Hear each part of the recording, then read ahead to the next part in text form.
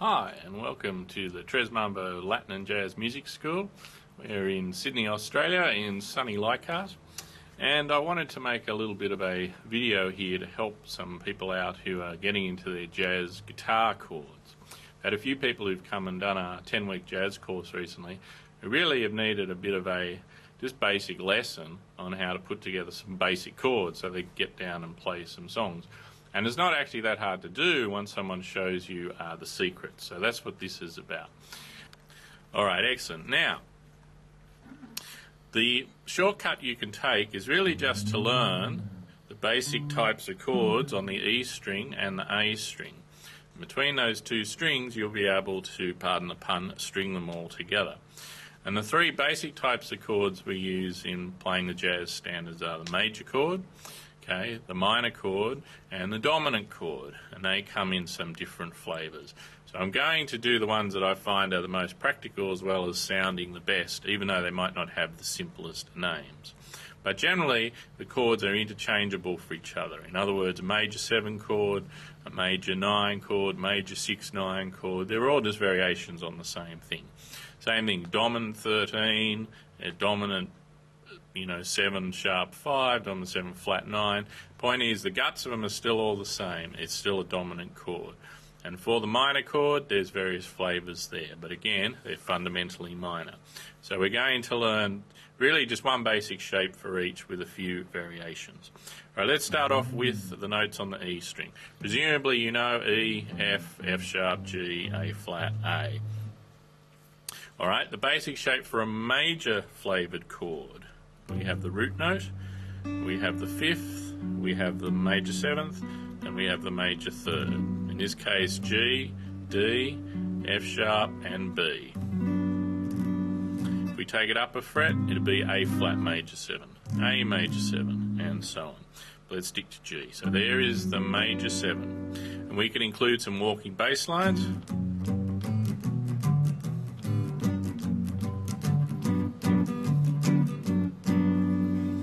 Okay, and we could just keep that up for quite some time.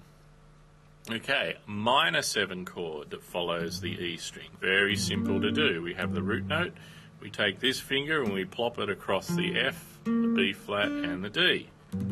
Straight across. And again, we can walk and play the chord very easily. So that's shape for a minor. If we take it up, A flat, A, and so on.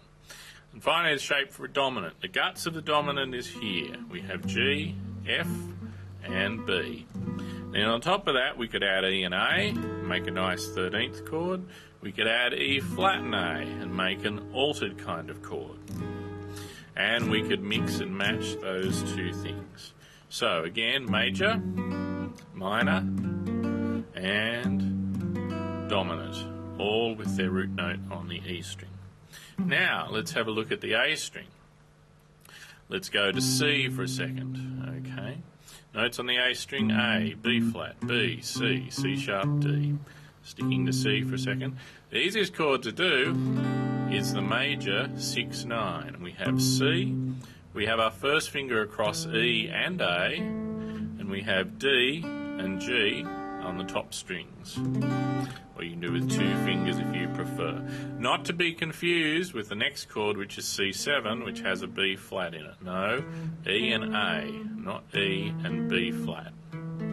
Okay, now this is actually C major 6/9. Sounds like a hard name, but sounds good and is very easy to do. So it'll be C, D flat, D, and so on. Very easy to walk around with.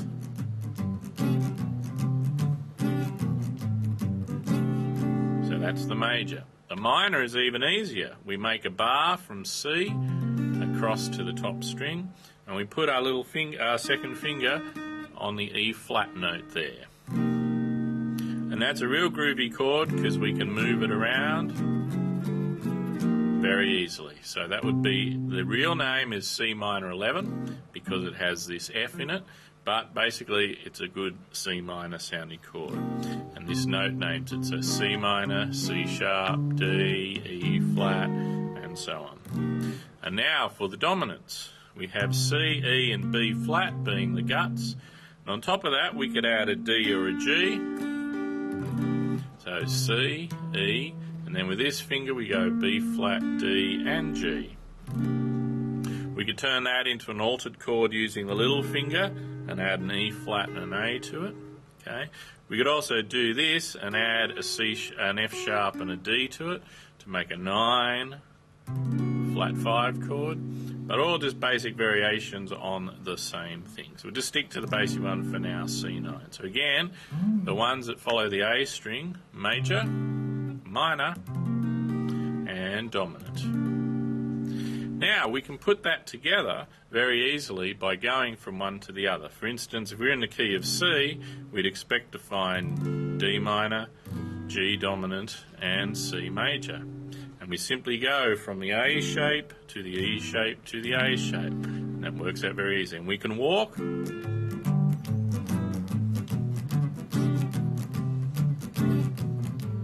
D minor, G7, and C. Okay, so with just those two basic shapes, you can cover most of the chords. Now, there's one other thing we need to have a look at here. Okay, let's say we wanted to put that together into blues.